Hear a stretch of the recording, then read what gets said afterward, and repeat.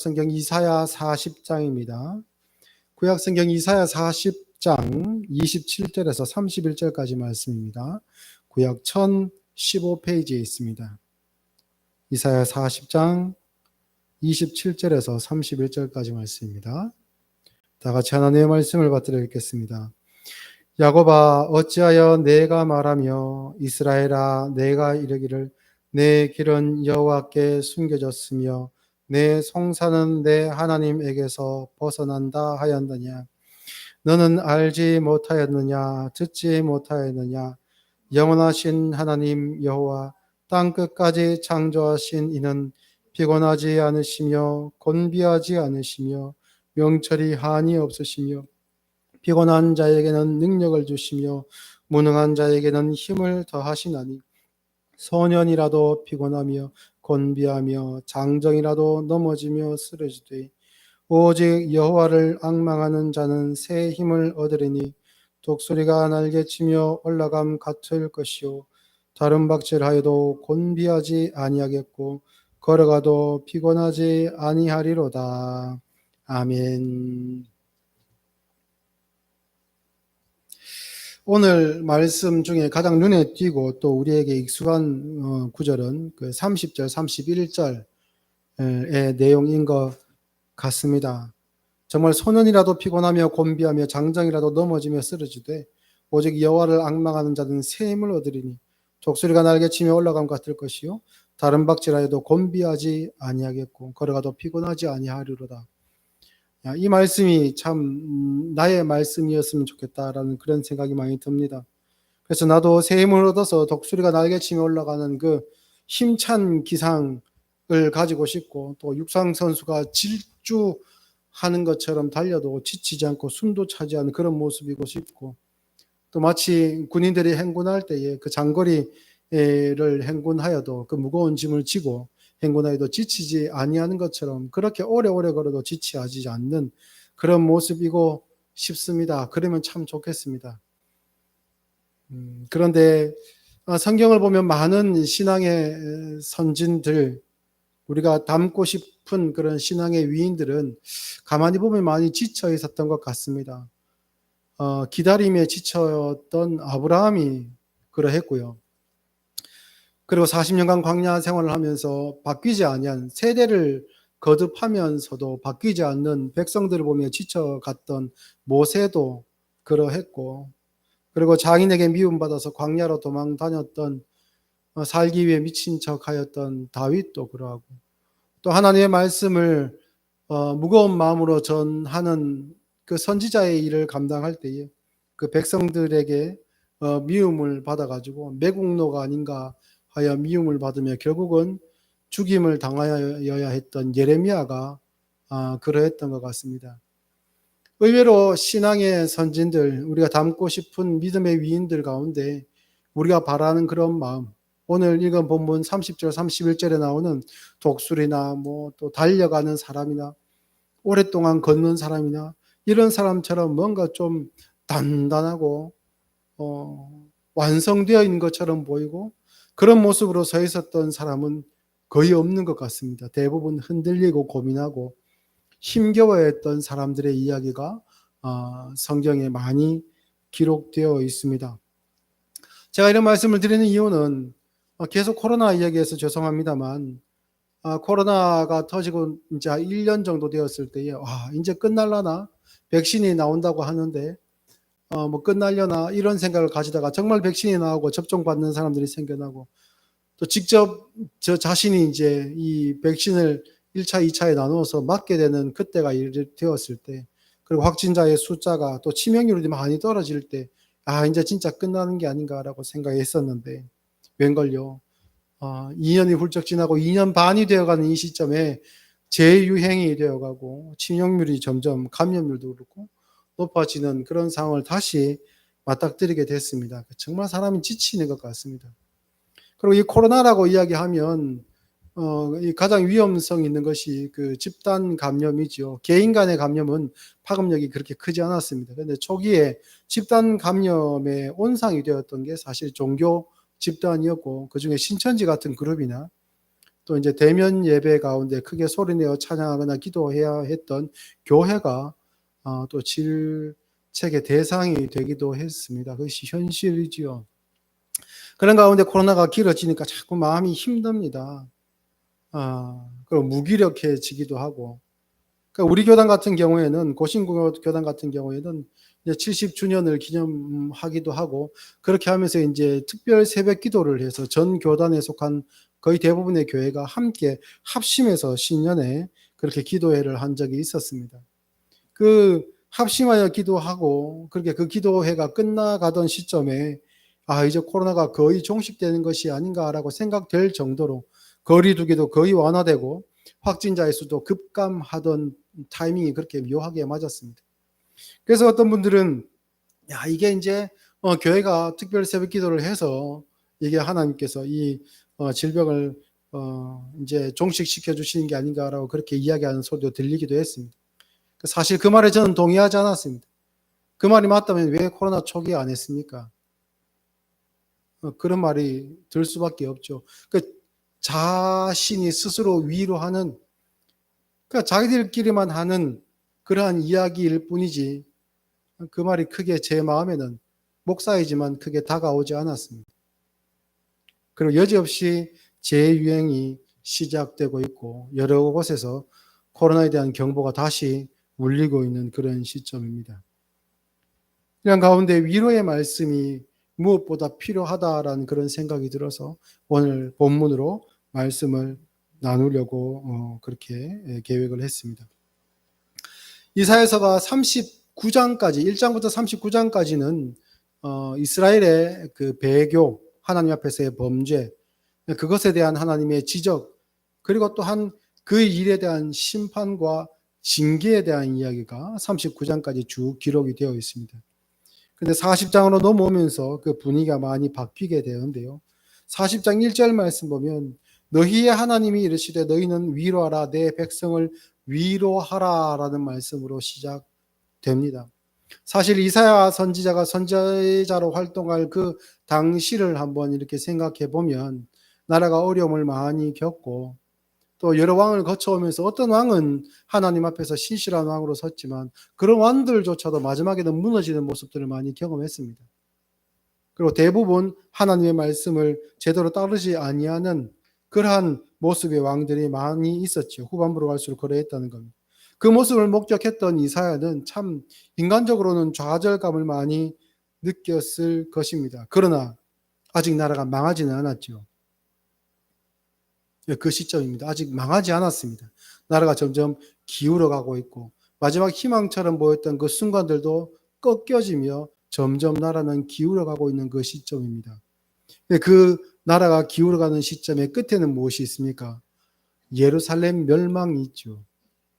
예루살렘 멸망 이후에 바벨론 포로로 끌려가서 포로 생활을 하는 것까지 가야 1차적인 하나님의 징계의 말씀이 이루어지게 됩니다. 그쪽으로 가고 있는 상황, 점점 내려가고 있는 그 중간 시점에 이사야를 통해 주시는 말씀이 너희는 내 백성을 위로하라 라는 말씀을 주신 겁니다.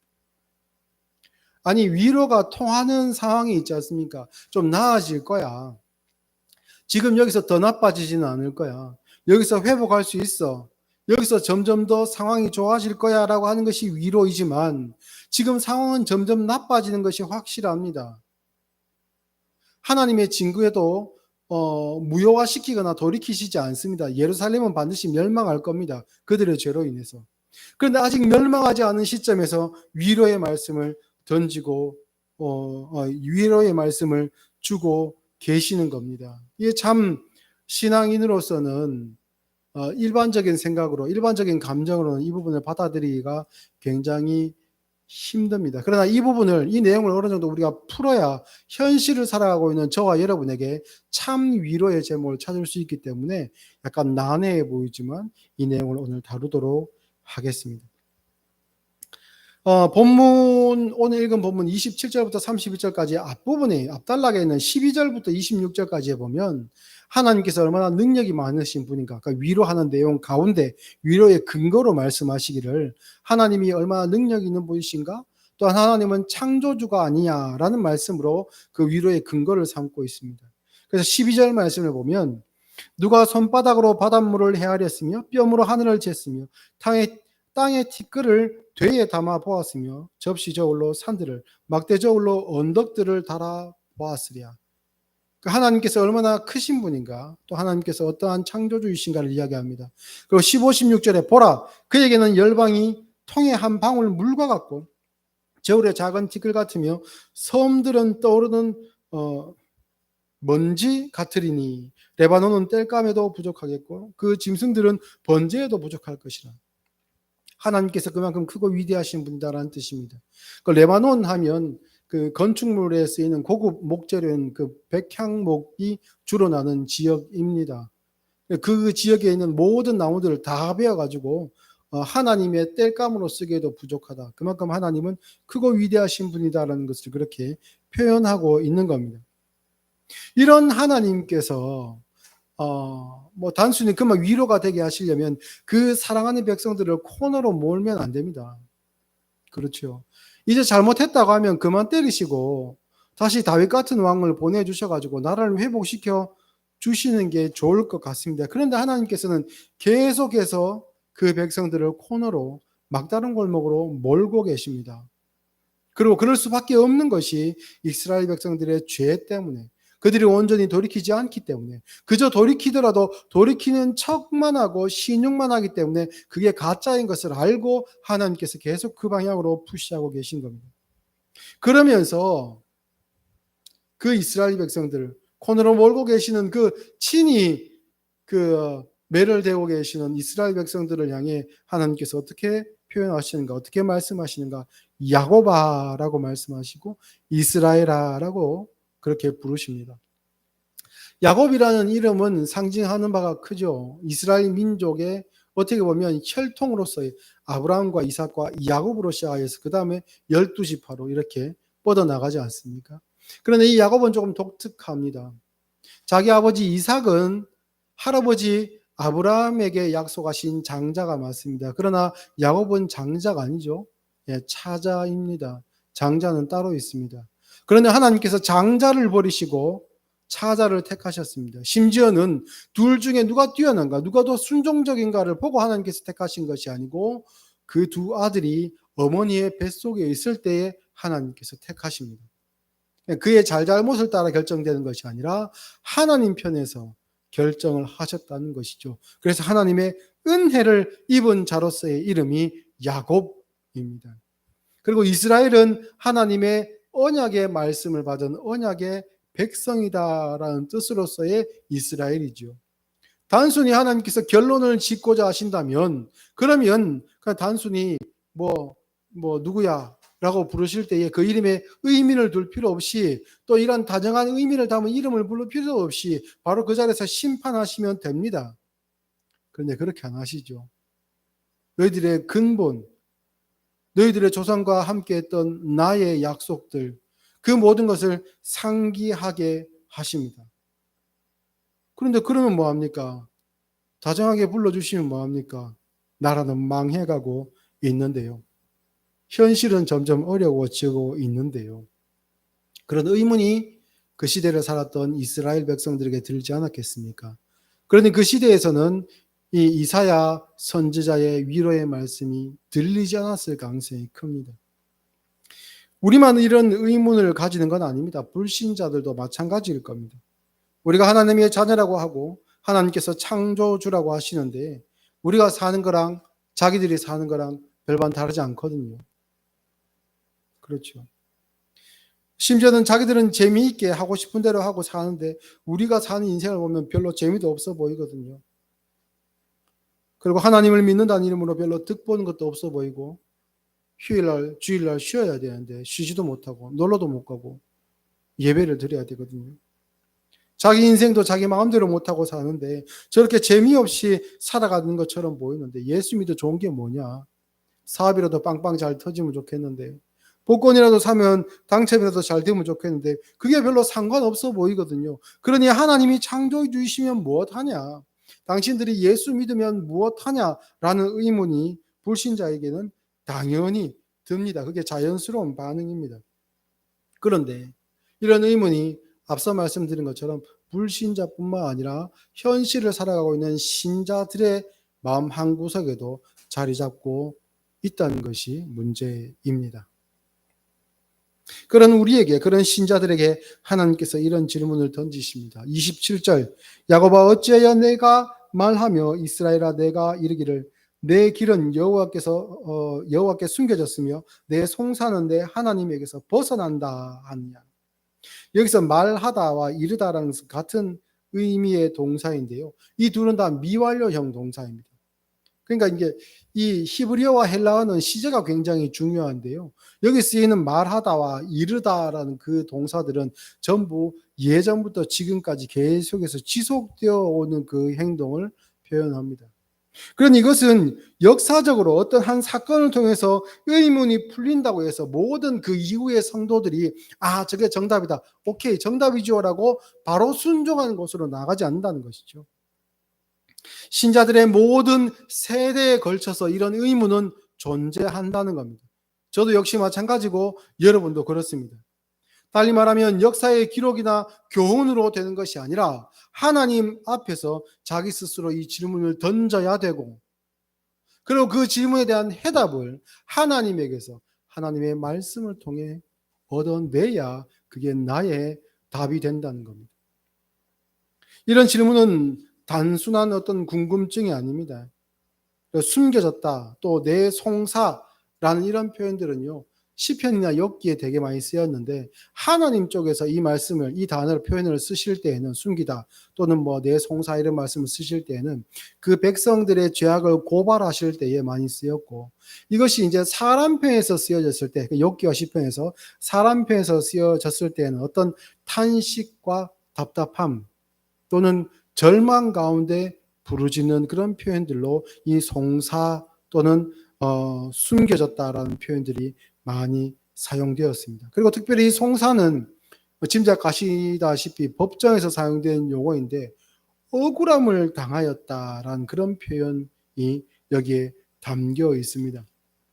그래서 자신들이 지금 징계를 받고 있고 또 그 징계의 도구로 사용되는 것이 하나님의 백성들이 아니라 이방에 있는 백성들입니다. 이방 나라들을 통해서 징계를 받고 있으니까 이게 더 부당하다고 이스라엘은 느끼고 있는 것이죠. 그래서 송사가, 하나님 앞에서의 송사가 닿지 않고 접수가 되지 않는다. 나는 너무 억울하고 답답하다라는 그런 마음을 이스라엘이 가지고 있는 겁니다. 이런 마음이 우리가 겉으로 표현하지 아니하여도 거의 대부분의 신앙인들이 어느 정도는 가지고 있습니다. 그것을 꾹꾹 묻어두고 이것이 부당하고 하나님 앞에서 우리가 조금 불경스럽다 해서 감추려고 하고, 사람들 앞에서 내가 혹시 믿음이 부족한 것이 아닌가라고 생각하여 감추려 하는 마음이 있을지라도 믿음 약한 우리에게는, 아직 자라야만 하는 우리에게는 어느 정도 다 자리 잡고 있습니다. 그래서 오히려 이것을 하나님 앞에 끄집어내고 이것이 불만의 형태이든 하나님 앞에서의 어떤 좌절함이나 억울함을 호소하는 형태이든지 간에 그 시간들이, 하나님 앞에서의 씨름하는 시간들이 꼭 필요하다는 겁니다. 하박국 선지자도 1장 13절에서 주께서는 눈이 청결하심으로 악을 참아보지 못하시며 패역을 참아보지 못하시거늘 어찌하여 거짓된 자들을 방관하시며 악인이 자기보다 의로운 사람을 삼키는데도 잠잠하시나이까 라고 외쳤습니다. 이러한 의문 앞에 하나님은 이렇게 답을 하십니다. 28절, 너는 알지 못하였느냐, 듣지 못하였느냐. 영원하신 하나님 여호와 땅끝까지 창조하시는 이는 피곤하지 않으시며 곤비하지 않으시며 명철이 한이 없으시며 라고 합니다. 너는 알지 못하였느냐, 듣지 못하였느냐 라는 것은 무슨 뜻이냐면, 이스라엘아 너희들은 이미 알고 있지 않느냐 라는 말과도 동일합니다. 하나님의 권능의 손이 어떻게 애굽에서 너희들을 건져내었고 홍해에서 함께 하셨고 또한 광야에서 어떻게 너희들을 인도하셨으며 너희들이 지금 발을 디디고 선 그 땅이 어떻게 하나님께서 너희에게 얻게 하신 땅인지 너희들이 알지 아니하느냐. 아들이 없었던 아브라함을 큰 민족이 되게 하시겠다는 그 약속이 현실로 이루어졌고 그 약속의 증거자들이 너희가 아니냐.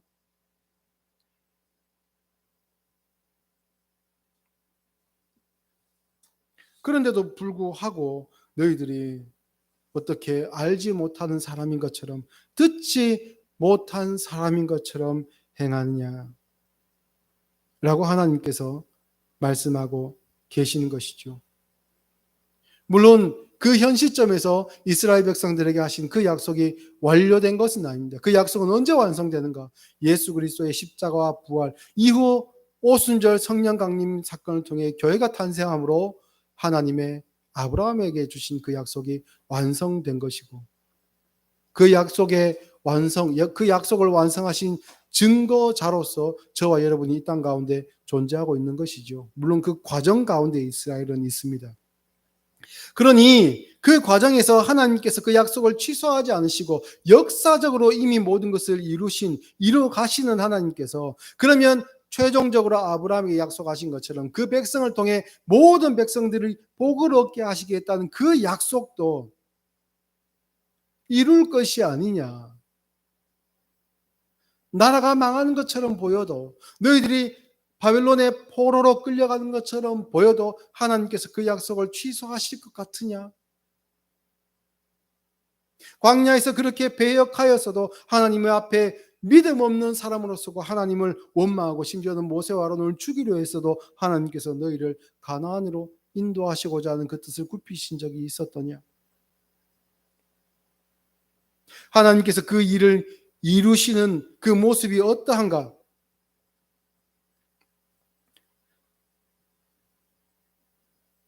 여호와 땅끝까지 창조하신 이는 피곤하지 않으시며 곤비하지 않으시며 명철이 한이 없으시다 라고 말씀합니다. 여기서 곤비하다라는 것은 심한 노동으로 인해서 기진맥진한 상태를 이야기를 합니다.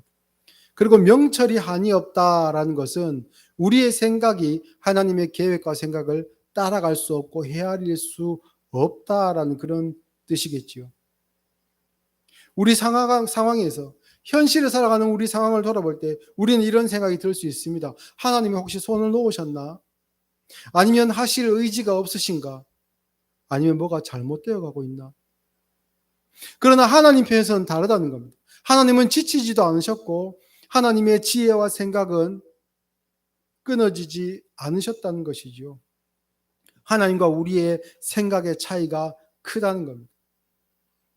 예수님께서는 베드로의 신앙 고백 후부터 자신이 잡히실 것과 십자가에 달리실 것을 말씀하셨습니다. 그리고 다시 살아나실 것도 말씀하셨죠.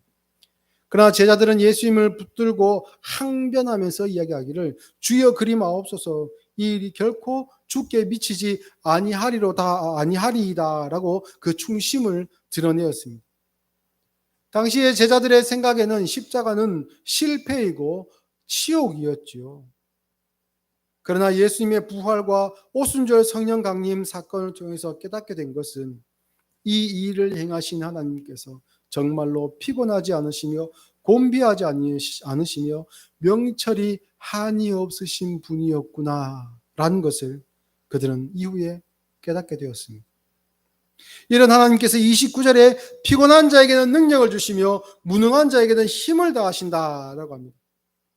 여기서 주신다라는 의미는 역시 동사로서 한순간에 그냥 주어버리고 오케이 받았지 라고 끝나는 것이 아니라 지속적으로 그 힘과 능력을 주시는 상태 자체를 의미합니다. 한 번의 사건과 한 번의 고비를 넘어가기 위한 어떠한 해결책쯤으로 존재하지 않습니다. 뜻하는 결과를 내기 위해서 지속적으로 하나님께서 주신다는 그러한 뜻이지요.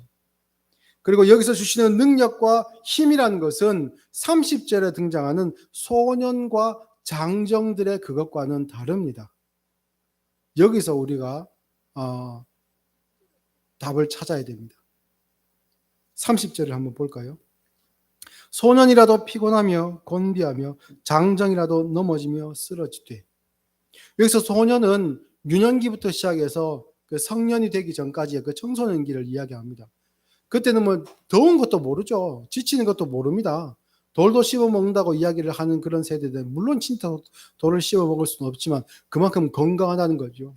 하루 종일 놀고 지친 몸을 이끌고 집으로 돌아올지라도 하루 자고 나면 그 다음날 아침에 언제 그랬나 하는 듯이 쌩쌩한 것이 이때입니다. 그리고 장정은, 여기서의 장정은 성인, 그러니까 젊은 이를 이야기합니다. 청년을 뜻하는 그러한 단어입니다. 이때는 소년들과 다르게 힘도 있고 경험도 있죠. 노련하기도 하고 힘도 있고 건강합니다. 정말 이리저리 뛰어다니도 지치지 않고 무거운 것도 번쩍번쩍 들어올리고 모든 것을 할 수 있을 것 같은 그러한 그 세대이지요. 그런데 이들의 힘 말고 다른 힘이 필요한 것이죠. 하나님께서 이스라엘을 데려가시려고 하시는 그 길에는 이들의 힘으로는 지치고 쓰러지고 피곤하고 나가 떨어지지만 하나님이 주시는 다른 힘으로 갈 수 있는 길이다라는 의미가 여기에 담겨 있습니다. 일반적으로 세상 사람들이 생각할 때는 더 건강하면 좋습니다. 더 지혜로우면 좋고 더 많이 가지면 좋고 더 큰 힘이 있으면 유용하다고 생각합니다. 하나님의 이 길에. 그런데 예수님께서 광야에서 시험 받으신 그 세 가지 시험을 한번 기억해 보십시오.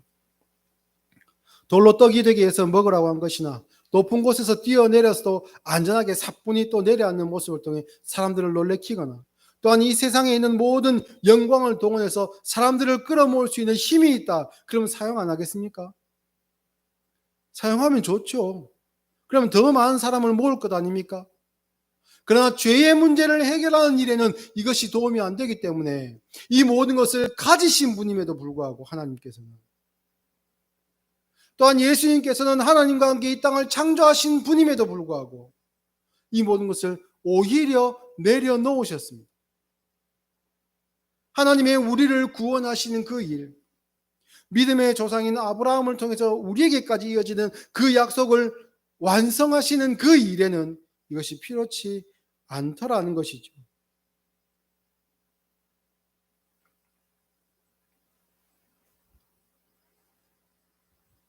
빌립보서 2장 5절에는 그렇게 말씀하지 않습니까?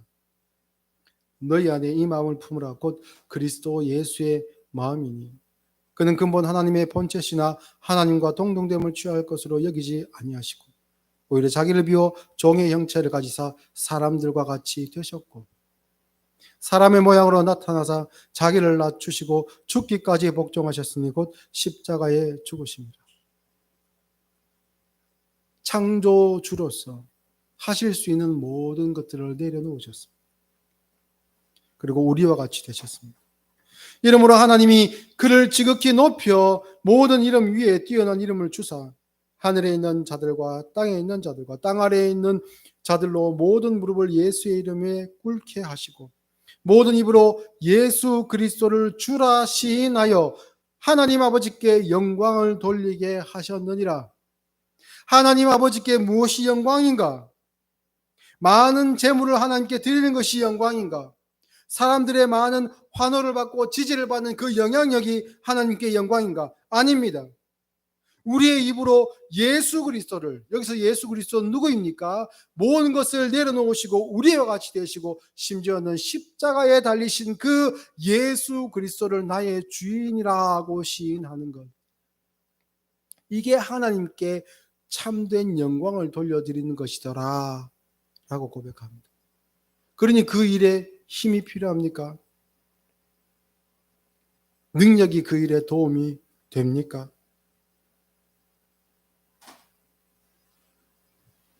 하나님의 힘과 능력은 다른 것입니다. 그것은 믿음이죠. 너무나도 쉽게 자주 사용하는 신자의 믿음입니다. 우리의 믿음은 사람의 신념과는 다릅니다. 신념은 자기 가치관에 근거를 두고 있습니다. 그래서 확고해 보이죠. 열정적입니다. 표정에서도 드러납니다. 그러나 자기 자신이 흔들리면 그 신념도 무너져 버립니다. 그러나 믿음은 다르죠. 하나님의 영원한 명철하심에, 헤아릴 수 없는 그 명철하심에 근거를 두고 있습니다. 그래서 우리가 우리 스스로의 믿음을 볼 때 겉으로는 조금 불안해 보일 수도 있습니다. 반면에 신념은 열정적이고 뜨겁죠. 폭발력도 있고 옆에 있는 사람들의 동조를 끌어내기도 합니다.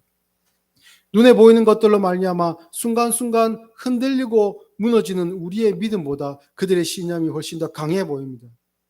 그러나 우리의 믿음이 딛고 서 있는 것은 모래사장이 아니라 반석이죠. 우리가 넘어져도 우리는 반석 위에 있습니다. 우리가 어떨 때는 하나님을 원망하기도 하고 의심도 하고, 물론 꺼내놓지 않을 때가 많지만 푸념도 하고 체념도 합니다. 그러나 하나님께서 우리를 포기 안 하십니다. 우리를 포기 안 하시기를 지치지 않으시는 분, 우리를 끝까지 놓지 않으시면서도 탈진하지 않으시는 분, 그분이 하나님이시죠.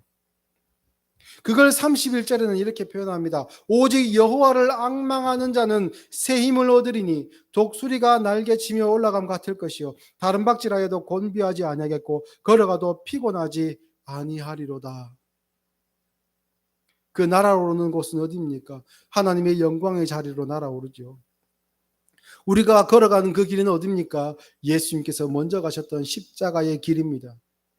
그러니 그 길을 가는데 청년들과 소년들의 힘이 필요하겠습니까? 필요 없는 것이죠. 그렇다고 해서 스스로 가진 것을 쓸데없는 것이라 내던져버리라고 드리는 말씀은 아닙니다. 올바른 믿음 위에 선 사람들은 가진 자이지만 없는 자를 멸시하지 않습니다. 겸손합니다. 예수님께서 그러하셨던 것처럼. 또한 가난한 자이지만 이 믿음이 있는 사람들은 충만합니다. 하나님을 믿는다, 여호와를 앙망한다라는 것은 어찌 보면 우리의 모습과 우리의 기대하는 모습과 다를 수 있습니다. 정말 지금 연약해 보이는 나 자신의 이 모습이 진짜 믿음을 가진 자의 모습인지도 모릅니다. 예수님께서 십자가에서 그러하셨던 것처럼 우리는 점령군이나 승리자의 모습을 추구하지 않습니다. 힘도 내 힘이 아니고 가는 길도 내가 원하는 길이 아니기 때문이죠.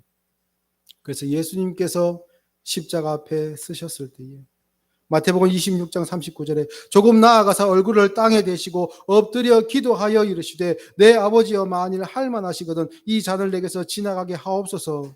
그러나 나의 원대로 마시옵고 아버지의 원대로 하옵소서.